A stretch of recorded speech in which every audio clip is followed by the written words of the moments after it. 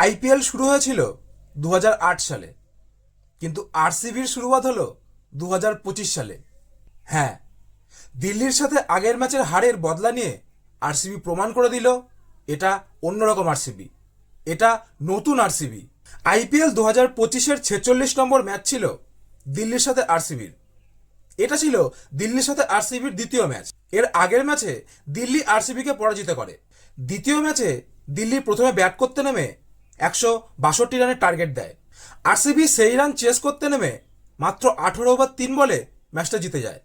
আরসিবির পাওয়ার প্লেতে 3টে উইকেট পড়ে গেলেও কুনাল পান্ডিয়া আর বিরাট কোহলির একটা অসাধারণ পার্টনারশিপে আরসিবি ম্যাচটা জয়লাভ করে।